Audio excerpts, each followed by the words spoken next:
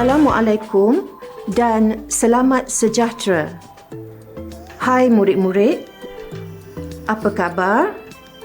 Cikgu harap anda semua bersemangat untuk meneruskan pelajaran kita pada hari ini. Saya, Dr. Wan Rusmini Hassan, akan bersama-sama anda sehingga ke hujung sesi pembelajaran pada hari ini. Seperti biasa, cikgu harap murid-murid bersedia dengan pen dan kertas untuk mencatat segala isi penting semasa sesi pembelajaran kita pada hari ini. Sekiranya anda telah bersedia, mari kita mulakan. Murid-murid, pernahkah anda makan dadih atau yogurt? Pernahkah anda terfikir bagaimana ia dihasilkan? Atau pernahkah anda melakukan aktiviti yang cergas seperti berlari dengan laju dan mengalami kekejangan otot? Bagaimanakah ia boleh berlaku? Hari ini kita bertemu lagi untuk sesi pembelajaran berkaitan subtopik fermentasi. Di akhir sesi ini, cikgu harap anda seharusnya boleh menyatakan faktor yang menyebabkan berlakunya fermentasi dalam sel. Anda juga boleh menjelaskan beserta contoh penghasilan tenaga daripada glukosa semasa fermentasi dalam sel otot manusia, bakteria lactobacillus, yeast dan tumbuhan seperti padi. Seterusnya, murid-murid boleh menulis dan menerangkan persamaan perkataan bagi fermentasi asid laktik dan fermentasi alkohol.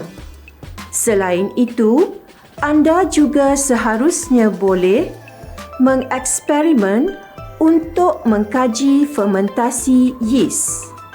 Akhir sekali, anda seharusnya berupaya untuk membanding dan membezakan antara respirasi aerob dengan fermentasi. Baiklah murid-murid, mari kita mulakan. Sebagai permulaan, cikgu ingin bertanya, apakah yang dimaksudkan dengan fermentasi? Fermentasi ialah proses penguraian glukosa tidak lengkap dalam keadaan oksigen yang terhad atau tanpa oksigen. Fermentasi berbeza daripada respirasi aerob dalam laluan metabolik selepas peringkat glikolisis. Selepas glikolisis, piruvat yang terhasil akan menjalani sama ada fermentasi alkohol atau fermentasi asid laktik. Fermentasi terbahagi kepada dua jenis. Pertama, fermentasi alkohol. Kedua, fermentasi asid laktik. Sekarang, mari kita lihat apakah yang dimaksudkan dengan fermentasi alkohol. Fermentasi alkohol adalah proses penguraian glukosa tidak lengkap kepada etanol, karbon dioksida dan tenaga. Berikut adalah persamaan perkataan untuk fermentasi alkohol. Berdasarkan persamaan, proses fermentasi akan menguraikan glukosa secara tidak lengkap kepada etanol, karbon dioksida dan tenaga. Jumlah tenaga yang dihasilkan adalah sebanyak 210 kilojoule. Baiklah, siapa tahu di manakah proses fermentasi alkohol berlaku? Betul Haziq, proses fermentasi alkohol berlaku pada yeast. Dalam yeast, etanol yang terhasil digunakan dalam pembuatan bir dan wine. Manakala karbon dioksida yang dibebaskan menaikkan adunan dalam pembuatan roti. Selain itu, fermentasi alkohol juga boleh berlaku pada sesetengah tumbuhan, contohnya pokok padi. Fermentasi alkohol boleh berlaku sekiranya pokok padi tumbuh di kawasan berair yang kekurangan oksigen.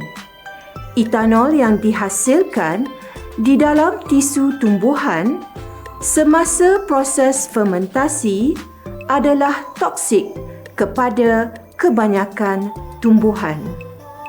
Namun, sel pokok padi mempunyai toleransi yang tinggi terhadap etanol berbanding spesies tumbuhan lain. Ini kerana pokok padi tumbuh di kawasan berair yang kekurangan oksigen. Pokok padi menghasilkan banyak enzim alkohol dehydrogenase yang boleh menguraikan molekul etanol kepada karbon dioksida yang tidak toksik.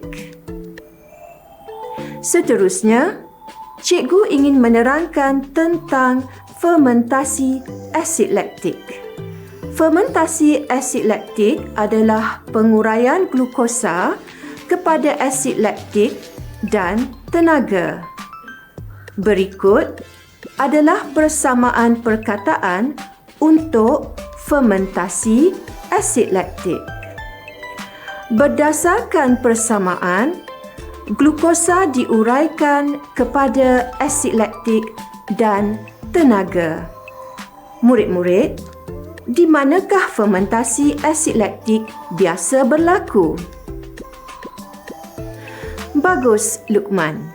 Fermentasi asid laktik boleh berlaku pada bakteria Lactobacillus dan sel otot manusia. Bakteria Lactobacillus menjalankan fermentasi susu untuk menghasilkan dadih. Lactobacillus bertindak ke atas laktosa iaitu gula susu dan menukarkannya kepada asid laktik. Asid laktik seterusnya menggumpalkan kasein iaitu protein susu untuk menjadi dadih atau yogurt. Asid laktik merupakan punca rasa masam pada yogurt. Murid-murid, sekarang cikgu pasti anda sudah faham bagaimana dadih atau yogurt dihasilkan dan mengapakah rasanya masam. Seterusnya, mari kita lihat bagaimana fermentasi asid laktik berlaku pada otot manusia. Proses ini dilakukan oleh sel otot ketika melakukan aktiviti cergas. Semasa melakukan aktiviti cergas, kadar penggunaan oksigen melebihi kadar yang dibekalkan oleh sistem peredaran darah. Oleh itu, otot berada dalam keadaan kekurangan oksigen dan dikatakan mengalami hutang oksigen. Berikut adalah persamaan perkataan untuk fermentasi asid laktik pada sel otot manusia. Berdasarkan persamaan, proses fermentasi akan menguraikan glukosa secara tidak lengkap kepada asid laktik, karbon dioksida dan tenaga. Jumlah tenaga yang dihasilkan hanyalah 150 kilojoule. Semasa ianya berlaku, glukosa tidak dapat diuraikan sepenuhnya. Oleh itu, bagi setiap molekul glukosa yang diuraikan, hanya 2 molekul ATP atau 150 kilojoule tenaga sahaja yang dihasilkan.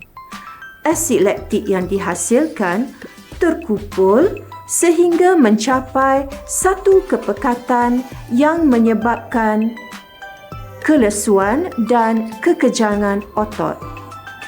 Setelah aktiviti cergas berhenti, pengambilan oksigen berlebihan akan mengoksidakan asid laktik kepada karbon dioksida, air dan tenaga. Apabila semua asid laktik sudah disingkirkan, hutang oksigen dikatakan telah dibayar.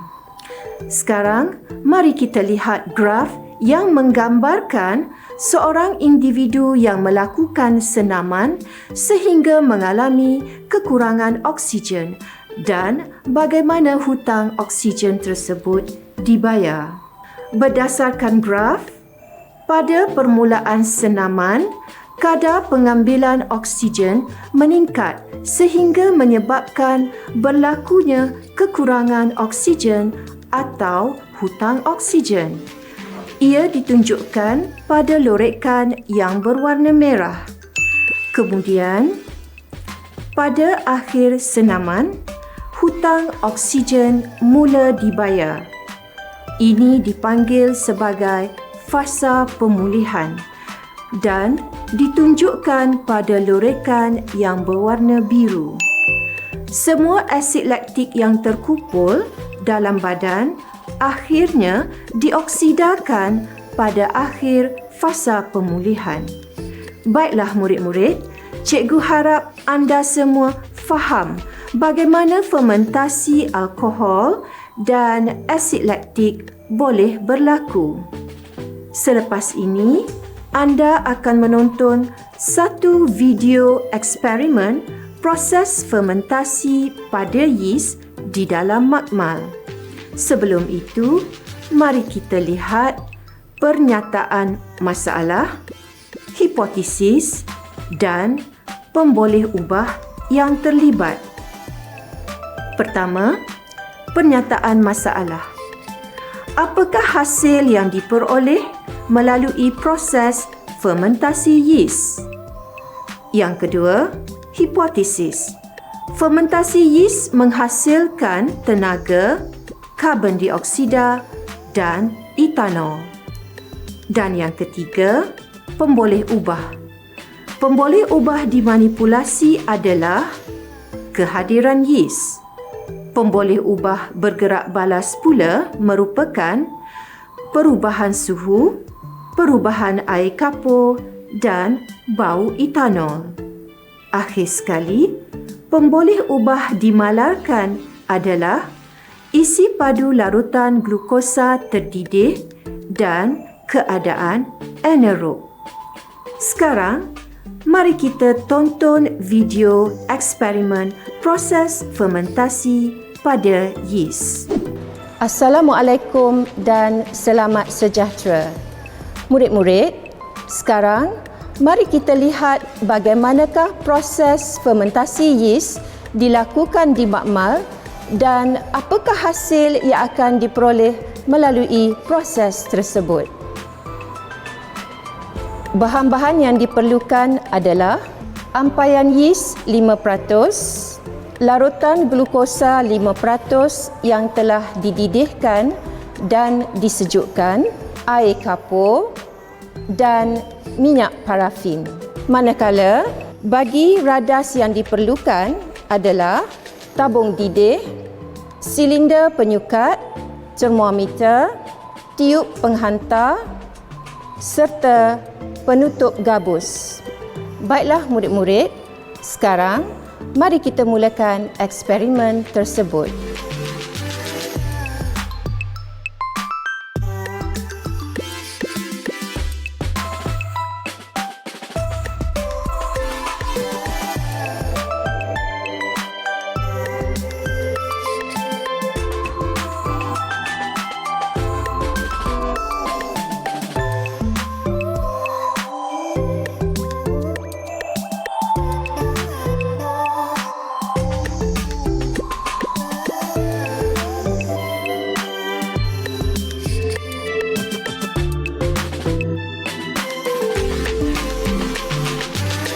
Kemudian, sediakan 2 tabung didih yang diisi dengan 2 ml air kapur masing-masing.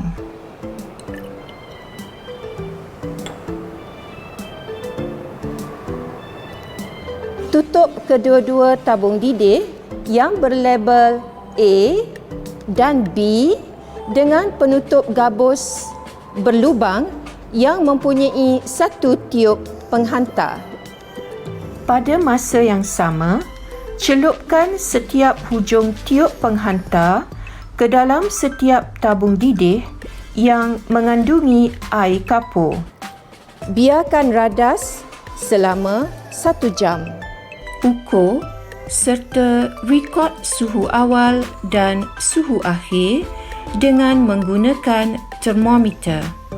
Suhu awal yang direkodkan adalah 32 darjah Celsius. Akhir sekali, catatkan pemerhatian dalam jadual yang disediakan. Baiklah, dah cukup 1 jam. Jom kita lihat keputusan eksperimen. Wah, terdapat peningkatan suhu pada tabung didih A. Suhu akhir adalah pada 35 darjah Celsius. Air kapur juga berubah menjadi keruh. Bau etanol dihasilkan pada tabung didih A.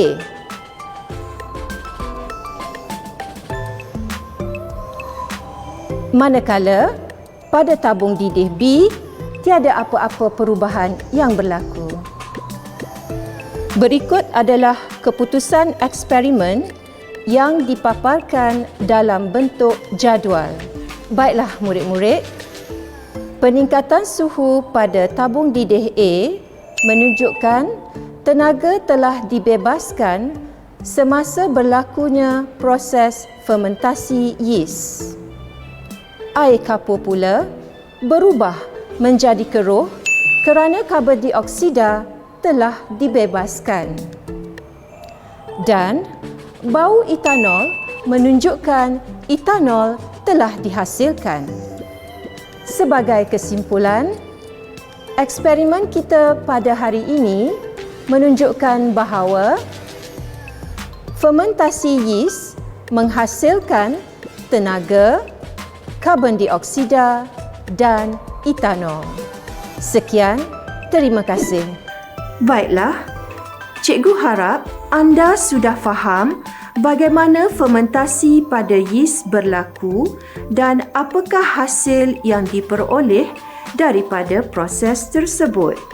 Sebelum kita teruskan, cikgu ingin bertanya kepada anda semua. Masih ingat dengan hipotesis eksperimen? Ya, hipotesis bagi eksperimen fermentasi yeast adalah fermentasi yeast menghasilkan tenaga, karbon dioksida dan etanol. Jadi, adakah hipotesis eksperimen diterima atau ditolak? Ada sesiapa yang ingin mencuba? Terima kasih, Aiman. Jadi, apakah kesimpulan dari eksperimen ini? Berdasarkan keputusan eksperimen, hipotesis adalah diterima. Boleh anda cadangkan satu kesimpulan yang sesuai? Bagus.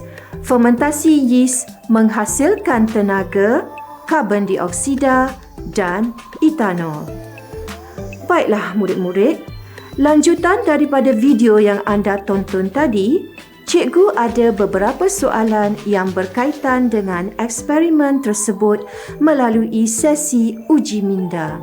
Soalan yang pertama, apakah tujuan larutan glukosa dididihkan terlebih dahulu? A. Mengeluarkan gas karbon dioksida yang terlarut. B.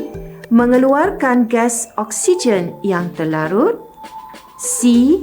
Mengeluarkan gas nitrogen yang terlarut. Dan D. Memasak larutan glukosa tersebut. Ada sesiapa yang ingin menjawab soalan cikgu? Ya, bagus Irfan kerana mencuba. Jawapannya adalah B. Tujuan larutan glukosa dididihkan adalah untuk mengeluarkan gas oksigen yang terlarut. Baiklah, soalan seterusnya.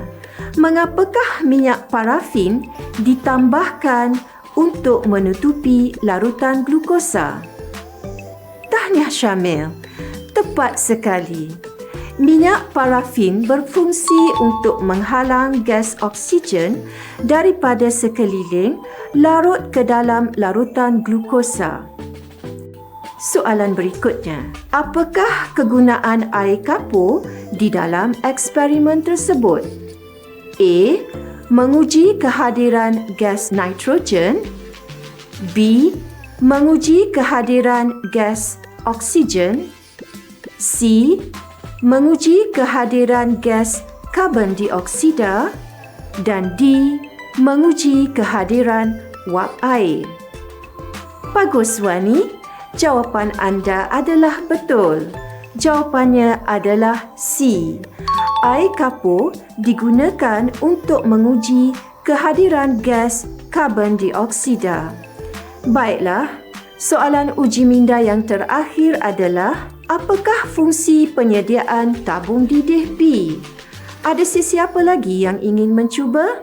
Wah, tepat sekali Zara. Fungsi penyediaan tabung didih B adalah sebagai kawalan.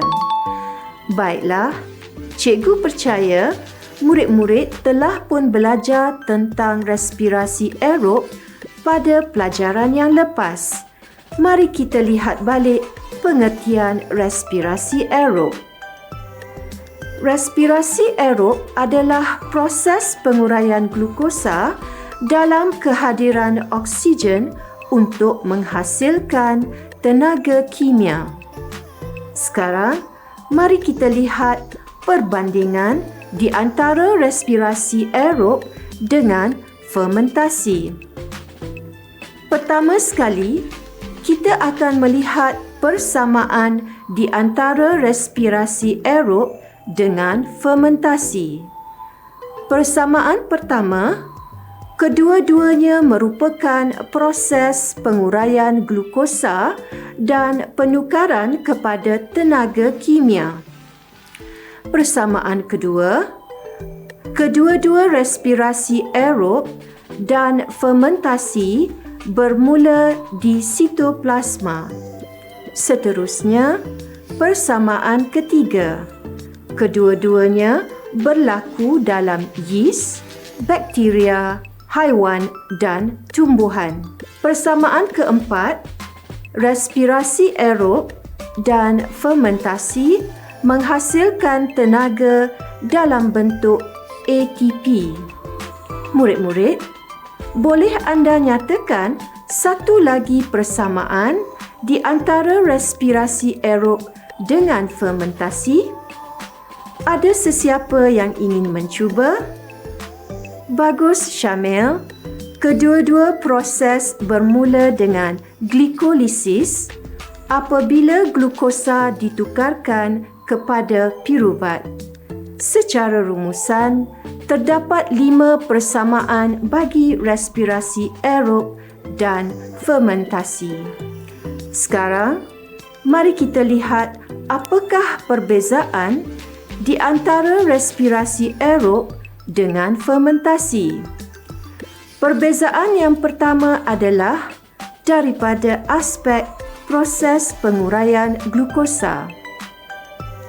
Pada respirasi aerob, proses penguraian glukosa berlaku secara lengkap dengan kehadiran oksigen.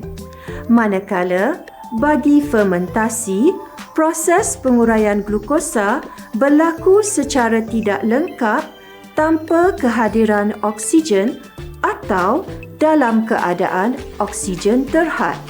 Seterusnya, perbezaan yang kedua adalah dari segi lokasi di mana kedua-dua proses tersebut berlaku. Respirasi aerob berlaku di dalam sitoplasma dan mitokondrian, manakala proses fermentasi hanya berlaku dalam sitoplasma. Perbezaan ketiga adalah daripada aspek penghasilan air.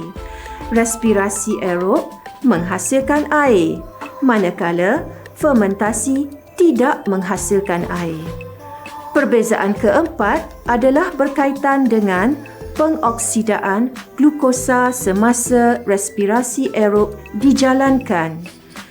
Glukosa dioksidakan secara lengkap kepada karbon dioksida dan air, manakala bagi fermentasi, glukosa dioksidakan secara tidak lengkap kepada etanol dan karbon dioksida atau asid laktik. Seterusnya, perbezaan yang kelima, ia adalah berkaitan dengan jumlah tenaga yang dihasilkan. Bagi respirasi aerob, satu molekul glukosa akan menghasilkan sejumlah 2,898 kilojoule tenaga, manakala bagi proses fermentasi, satu molekul glukosa hanya menghasilkan 210 kilojoule untuk fermentasi alkohol atau 150 kilojoule untuk fermentasi asid laktik.